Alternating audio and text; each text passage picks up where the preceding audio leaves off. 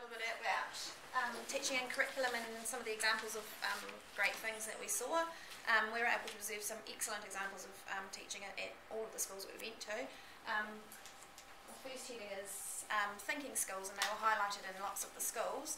At East School, John Bright, which was the high school we visited, we saw a great program called 5Rs being implemented. This program began in Year 7, where children were explicitly taught the skills of reflecting, resilience, reasoning, resourcefulness and responsibility.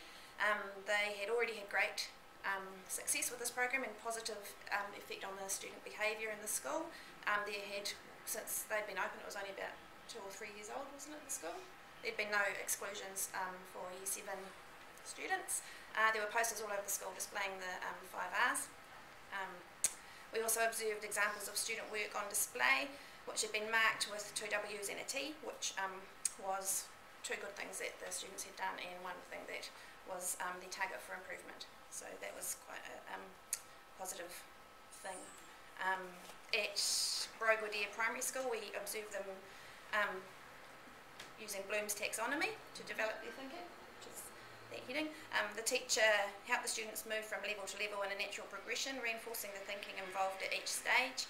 She used clear, explicit language to ensure all the students understood what was going on and how they were thinking. I'm going to talk now about the Leonardo strategy, which was one that is a program that stood out to me, and I think these guys too. It was called the Leonardo da Vinci Model for Teaching, and it was at East School Londless, which was a primary school. It was involved in a trial program which was organised by St Mary's College. It was developed initially to integrate art and science, but had grown to incorporate all the curriculum areas, apart from maths, which they still taught independently. Teachers would plan a 6-week unit. The whole school would study the same thing, like the same topic. The units always began with the children thinking of all the possible questions that they could think of for a topic. So one we observed was they were about to begin learning about the forest. And I remember one of the questions that one of the kids asked was, why do hedgehogs have spikes? So it could be anything that falls under the really general category, as long as it interests the children. The teachers would then focus their teaching on helping the students answer the questions or find answers to their questions by teaching them skills in finding and gathering information and different ways of presenting them, whether it would be writing a postcard or newspaper article or anything that fitted into their sort of whatever they'd planned with the other teachers.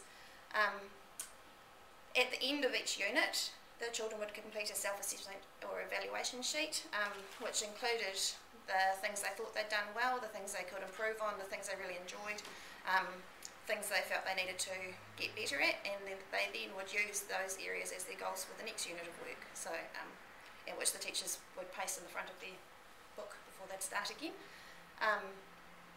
This was also a key part of the group books that Alison talked about a little bit, which was at Broguidia. So as a group they would assess how well they worked together and how well they'd done and what they'd learnt.